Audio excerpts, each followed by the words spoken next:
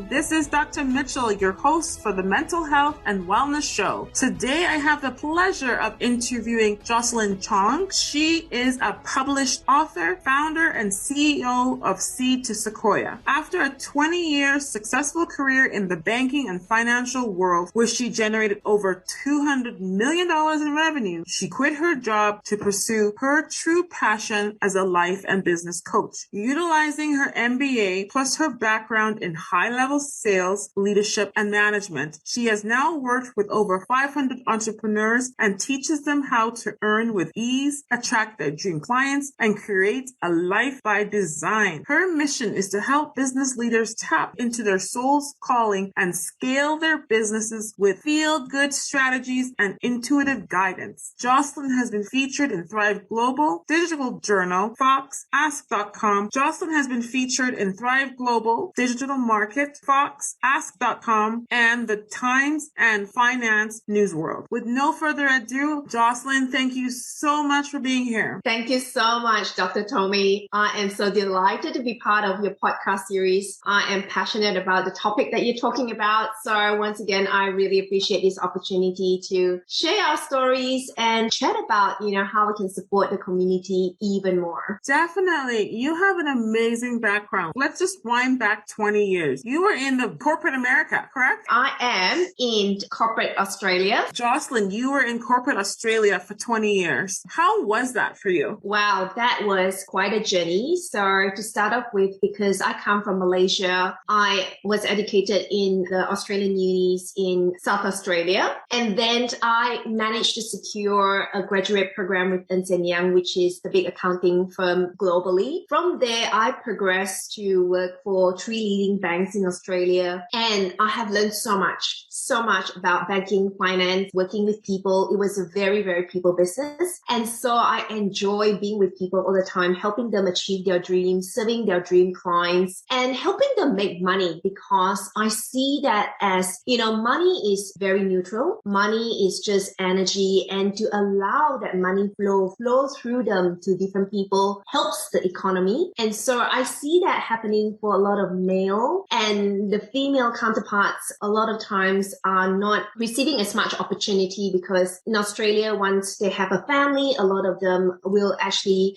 take a step back to raise their family. And so when they come back, they will always miss on quite a few areas, progression in their career, and then the impact on having to catch up on where they have left behind. And in terms of savings, in terms of a lot of financial position, they are shortfall. And so it impacts on the global economy perspective and also from their retirement perspective. And to make matters worse, a lot of them had gone through divorce, separation, so they have to look after their kids working. And so there are a lot of mental challenges that comes with that, emotional challenges that comes with that. And so my mission is to really help them see past that, gain their self-worth, gain their self-confidence around managing finances, and help them be a better entrepreneur or a professional in that sense. Yes, definitely. And also the icing on the cake, quote unquote, dripping sarcasm here is the pandemic. I think there's going to be, I know there already has started the exodus of women from the workforce because of their home responsibility and the balance or lack thereof balance of household responsibilities. What are your thoughts on that? Absolutely. So closer to home, I have got so many women who are homeschooling throughout the lockdown. So they are still homeschooling, their kids still holding a multiple 6-figure job, but so distracted because the man doesn't necessarily homeschool the kid, although they make multiple 6 figures. I'm still curious to know why is there such a big gap. And that is what I commonly hear and coach around in relationship coaching at the moment, because they're exhausted and they feel that if they devote more time and work more hours, they are not devoting enough time towards their own role in the corporate sector or in the entrepreneurial world, because they have to navigate through running their own business and homeschooling at the same time. So, this area is not going to go away. So if we put our heads together and really offer what is a possible solution for them to take it forward and be comfortable with the discomfort, but give them tools and resources to help them feel supported, even to create a tribe or a place or a podcast like yours to give them the ability to listen listen and find a space that they can connect, that they can resonate, that is already life-changing and transformational for them. Yes, I totally agree. Part of the problem is on the individual basis, like in their relationship and support, as well as societal. It's very complicated. I read it on Instagram. It was a post that people expect women to work like they don't have kids, but still have kids and raise them, right? And that same expectation is definitely not placed as much on the men traditionally or the other partner. And there leads to an imbalance. And I won't be surprised if that is part of the reason it led to so many divorces during the pandemic, because it was our social supports were removed. And then you're basically stuck with your partner and you're like, oh my goodness, what are we going to do? You're working from home. I'm working from home, but why am I doing most of the work? Yes. So you pointed out quite a few very key areas around, for example, sharing the household chores, right? They still expect that the women still need to cook and prepare meals and do the grocery while working full time, while raising the kids, while making sure the kids have got good grades. Whereas the men is just like out there making their own income. So we need to close that gap in order to educate them to go, how does a wholesome, holistic relationship look like? It should bring in the balance. It should bring in the communication. It should bring in that ability to go, can we share the workload together? And how can we do that and make it work so that someone else is not just carrying the entire weight of the family? Because that at some point will snap. That lady will have burnout,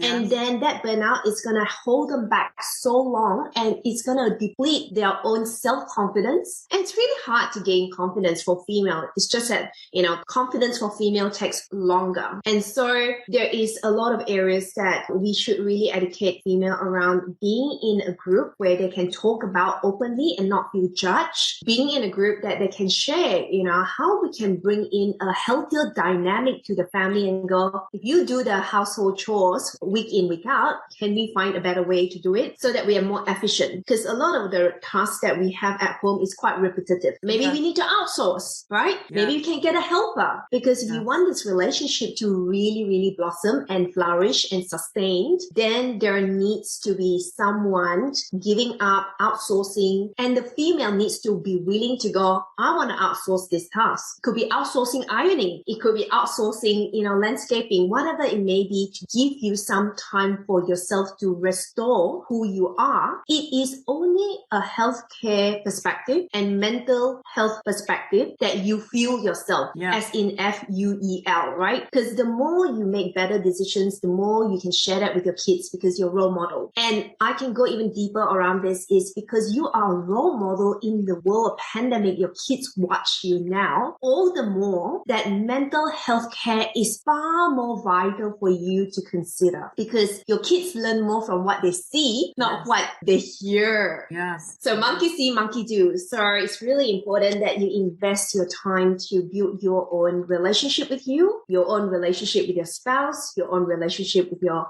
immediate family, and surpassing that to the society. Yes. And sometimes this can be a bitter pill to swallow, what I'm about to say. And I would love to hear your experience after I finish. Even in the quote unquote best of families with best efforts, the work isn't 50-50. The housework might not be 50-50. And you have to come to terms with that is, fortunately, unfortunately, the reality of our lives. For those of you who are in the traditional heterosexual relationships, like traditionally, the woman is seen as the nurturer, the one who's more cautious with the kids. Oh, Johnny, don't do that. Don't do this.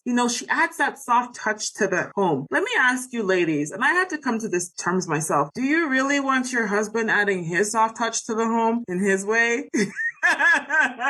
Do you really? You notice when we disappear or go away for a conference, when we used to go for conferences or travel, how the home needs us, right? So just know that life is not fair. And some of us try so hard to enforce it to be quote unquote fair. But remember, there are multiple parts of what makes a family holistic and healthy. Chores is just one. Yes.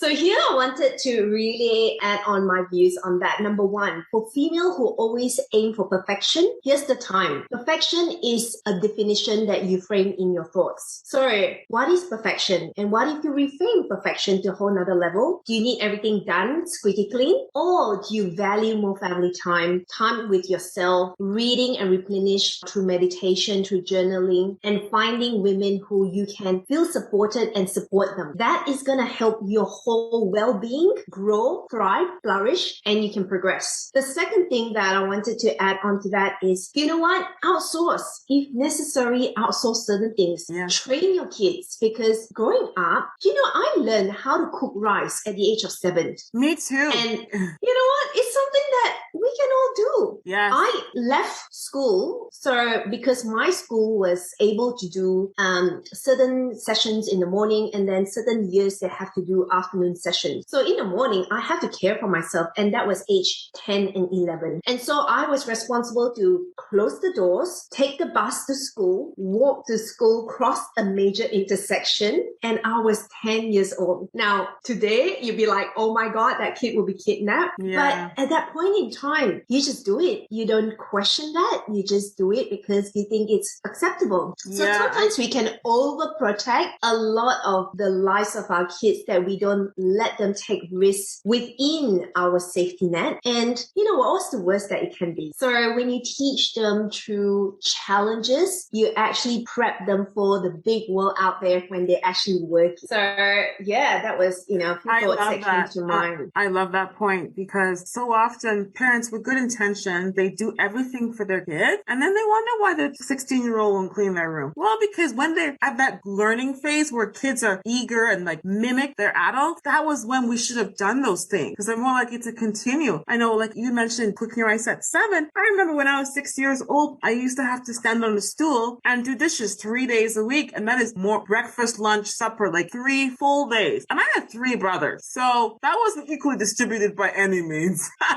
3 out of 7, and I'm only a quarter. I don't think so. But you know what? At the end of the day, I definitely learned to work hard. I can spin circles around people my age. Like, I get stuff done. And you mentioned a really good point, Jocelyn. That is delegate. Okay. Knowing what your time is worth. Really, if you only have an hour, what would you rather do with it? Scrubbing floors, or spending time instilling value into your children, or building on your career that will have an investment multiple fold down the road? Okay. Not everyone has that privilege of hiring help, but occasionally when you can, it is well worth the money. From the moment I knew I was pregnant, it was cleaner in every 2 weeks. There was no way. No. So let's switch the topics a little bit. I know you have your book, and what inspired you to write a chapter in the book called Success Codes? I'm really curious. And please explain to the readers what this book's about. Sorry, thank you so much for asking that question. So the book Success Code is to be published on Amazon this coming Friday, 3rd of September. Nice. What this book is all about is 22 multi-authored women coming together to write a chapter in the book around success, and specifically around redefining success in the 2021 world and future. We had all come from different types of background globally. We have our own stories, our challenges, our own events and life trauma that we pull together what is relevant at this point in time, and share that and redefine new ways of living a successful life. Because I'll speak for myself. I'm raised in a very good family, but there was a lot of expectations placed on me that because I'm a girl, I should be an accountant. So in our family, if you're a girl, you're an accountant, you're very smart, you go to medicine. If you're a boy, you're engineers. So that is the way our world was, right? Yeah. And so yes, I achieved their expectations, my grandparents and my parents' expectations, but that wasn't my natural talent. Yeah. And so I had to learn to let that go and learn to discover that my own superpowers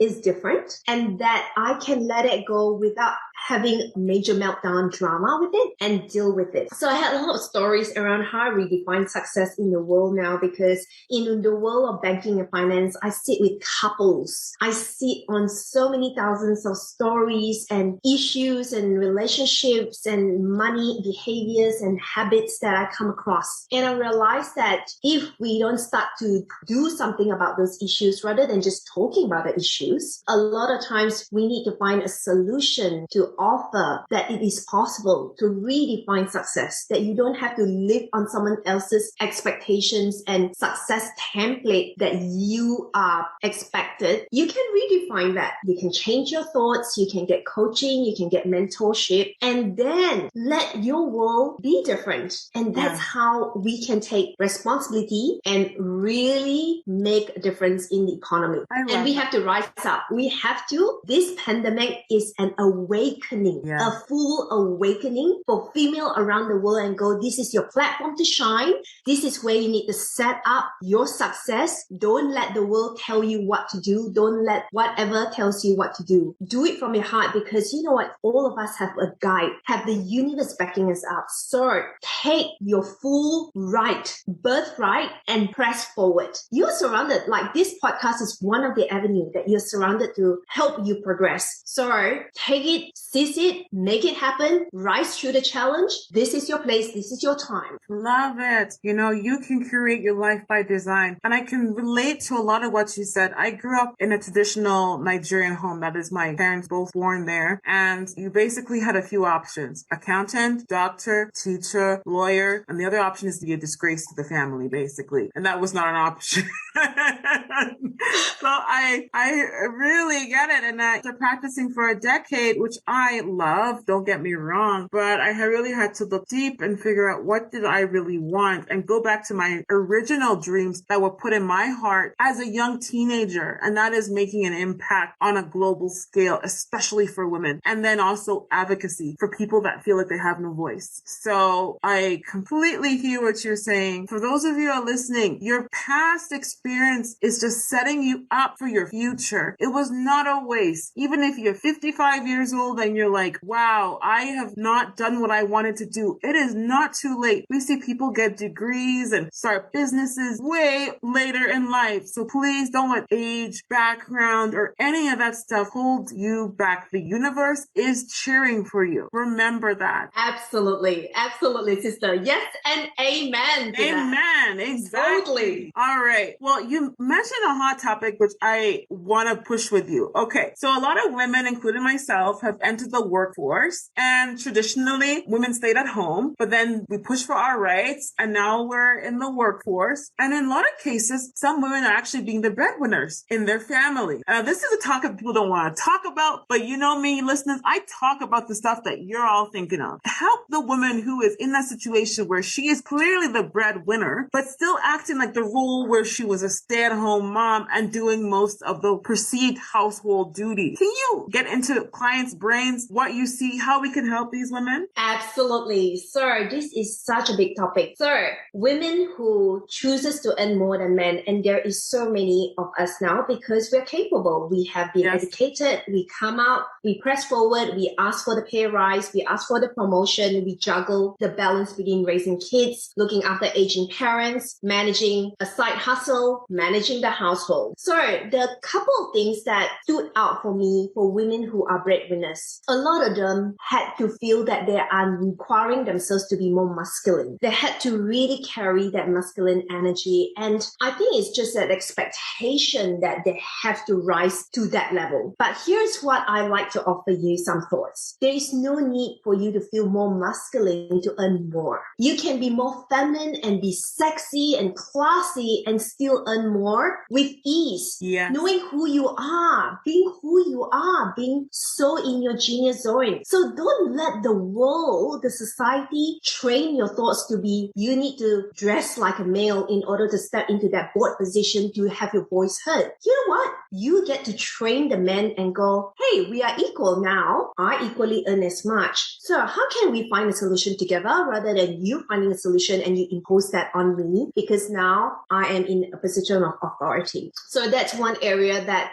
from a corporate world, I really invite female to really shift your thinking. And it's all about training your thoughts, right? Your thoughts create your feelings create your actions actions become your reality. Yeah. Therefore, I invite you to really, really think about how you can rebrand being a breadwinner. It's okay. I don't have to actually operate like a male. I don't have to be hard like a male. I don't have to speak like a male. I just need to be who I am. So being in your zone of genius. The other thing is that, it is so important for us females to learn how to communicate as females. Because what I notice that in the corporate world, those who are sharing more vulnerably because they are in a position that they are breadwinner, there's actually that war in their head. And this is coaching that I've done the last few weeks with female who are earning multiple six-figure, being a breadwinner. And because the constant fear hanging over their head is actually the higher position I am in, I have to work more at the expense of spending more family time. So do you ever hear a male thinking about that when they earn multiple six-figure and expense of family time? I don't. Maybe rom-com see any of that. So I think be bold, be really comfortable around creating healthy relationship boundaries. And so when you know your boundaries, you are able to work and serve and still be available for your kids, because that's something that you can train them. You can educate them. You can role model that. And role model is the way forward for all the next generation to see and to take it forward around, hey, female, be breadwinners. I have recently joined a club called We All Should Be a Millionaire. And I am championing every single aspect of that. It is with Rachel Rogers, who is a lady in America. She released her audiobook and she's got her book as well. And I wanted to be in a place where it is diverse. I mean, every color, tribe, nation, tongue can have that authority to be a breadwinner and feel comfortable with it and at ease with it. Not out of fear, anxiousness, obligation, but a place where your heart is full of unconditional love to serve. And so it is. And so it be that we are able to earn multiple 7 figures, 8 figures. Nothing can hold us back. The only thing that holds us back is us. Yeah. So you hear that, ladies? The sky is not the limit. It is your mindset. So let's really focus on that. And also, as you were talking about relationships, one thing that came to mind is, ladies, our men are typically not mind readers, and you probably have to tell them something 3-4 times in creative different ways when they're attentive before they might get it. That's how they're wired. God bless them. Communicate what you want. Okay? Yes, you might have asked to take out the garbage 1,000 times. Just ask him again and say thank you. In life, I think we get so caught up on the little things, we fail to see the bigger picture. So with your children or your family, you are modeling great behavior, which you are investing goodness in their life, because when your children, your family see this, they can emulate and build that future, that generational wealth for their own family. Look at the bigger picture, because if you get so caught in the, no, he didn't do this, or no, sorry, you're going to be miserable and likely divorced unnecessarily. So please look at the bigger picture. Now, you mentioned, Jocelyn, money habits in relationships. If you could give our listeners 3 keys or tips to take away to, I know 3 is a small number, but to improve things, can you share? Yes. Thank you very much for this question once again, because it is a passion of mine. I have been playing with money, investing in money, nurturing money all my life, working in banking. And 3 habits that I invite our audience to really, really understand is, what is your money story that has been playing in your brain over and over and over again? And so remember, they are stories, they are not facts. Yeah. So I'd like to invite you to journal all that stories and tell me how true they are. Work out, are they stories or are they facts? And make that a habit. Anything that comes up. I'll give you an example. When I'm in a state where I want to pay off my home, I think about every single thing I can around money energy, and I become so introverted around spending. I overthink about, should I spend this? I go to grocery stores, I overthink, should I buy this apple? It's $6 a kilo, or should I go for $3 a kilo? And so that tug of war playing in my head is actually not healthy, because it's eating my energy up. And so loving numbers is important. So rather than having all these stories playing in your head, learn to do numbers and get a good understanding around what is your revenue coming in, what's your income coming in, what's your expenditure. How often we don't do budgeting budgeting. And when you know budgeting for your household, you get to know and be in control. You always ask when you want to be powerful and in control. Here's your opportunity. Be powerful and be in control over your cash flow and your budgeting component for your household. And then the other area that I like women to really think about is a healthy relationship with debt.